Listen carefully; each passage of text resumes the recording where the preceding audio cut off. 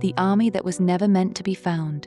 In 1974, a group of farmers in rural China were doing something completely ordinary, digging a well.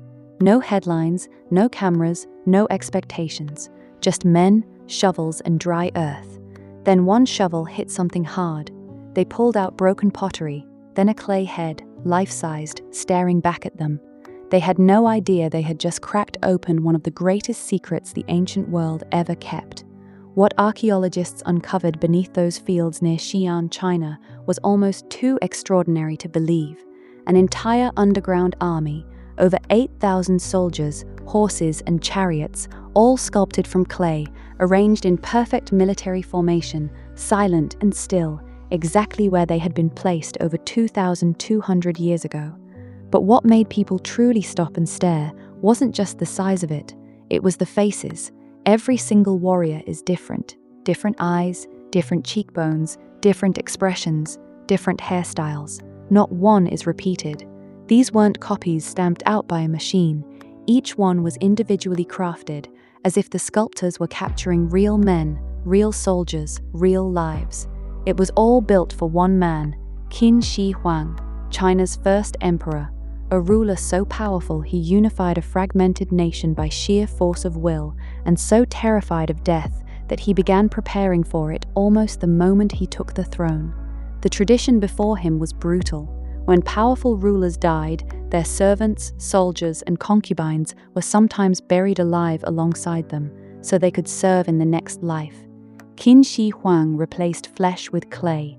He ordered an army sculpted instead, one that would guard him through eternity without dying. More than 700,000 workers spent decades building it. He died in 210 BC and never saw it completed. His army was sealed underground, and the world moved on. Some of the farmers who first found it became local celebrities in their old age, sitting at the museum that was built right over the dig site, signing books for tourists who came from every corner of the world. One ordinary morning, one well that needed digging, 2,000 years of silence, broken by accident. The Terracotta Army is a reminder that history doesn't always announce itself. Sometimes it just waits, quietly, until someone accidentally finds it. So their video online with over 32 million views of tourists who visited the site, and here are the comments. One viewer pointed out that the Terracotta Army stands as proof of just how advanced ancient China really was.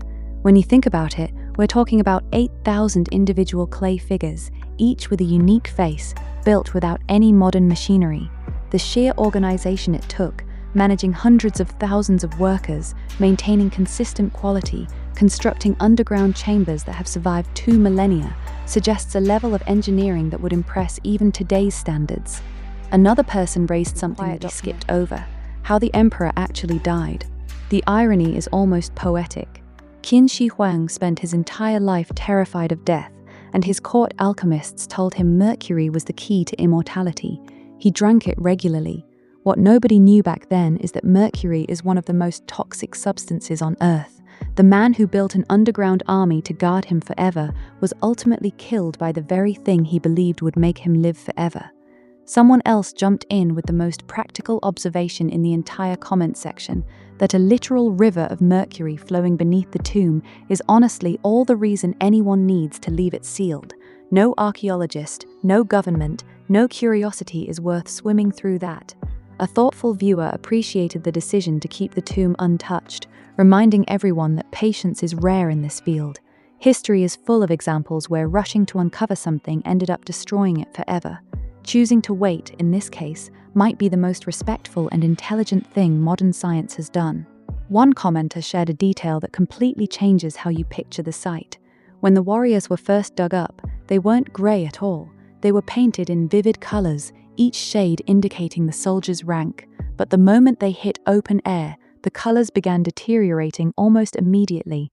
Since no technology currently exists to stop that from happening, archaeologists have made the deliberate choice to slow down and leave the rest buried, trusting that future generations will find a way to uncover them without losing what's there.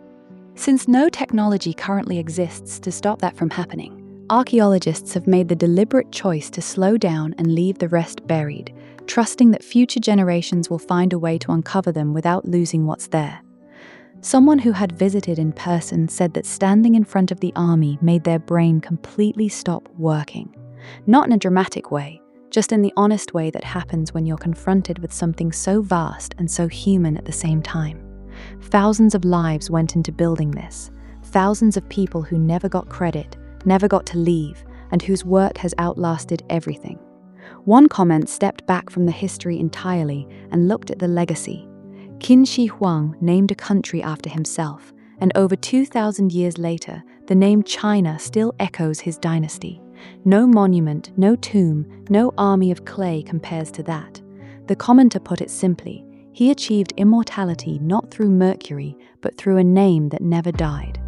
A visitor from India left a comment full of warmth and genuine admiration, pointing out that the site transcends borders.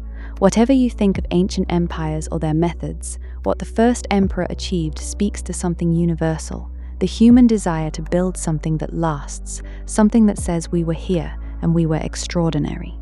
Someone kept it short and needed no explanation. They visited in April. It gave them goosebumps. Sometimes that says more than a paragraph ever could. Someone kept it short and needed no explanation. They visited in April. It gave them goosebumps. Sometimes that says more than a paragraph ever could. One commenter pushed back on the language used in the documentary. Calling the Chinese crossbow ahead of its time felt like an understatement to them. Their correction was blunt and confident. Chinese civilization wasn't just slightly ahead, they were at least 2,000 years ahead of the Western world in science, engineering, and military technology. The crossbow was just one example. A visitor who had been to the site in person mentioned being struck by something nobody talks about: that among all the discoveries, there was a complete absence of any mention of something they had personally seen documented there. Their comment cuts off before the reveal, which is somehow the most frustrating and fascinating thing in the entire section. A 30-something that nobody is discussing. What it is, we don't know. And finally, someone said it in 4 words: ancient architecture was on an insane level. No explanation needed. The Terracotta Army, the underground tomb, the Mercury rivers, the star-mapped ceiling, all of it built by human hands, 2,000 years ago, with nothing but time, will, and an emperor who refused to accept that death was the... Please subscribe to get comment breakdowns just like this. As you know, these comments come from real people with real feelings. Don't miss a single one. Guys, this is your most favorite comments section. Get this.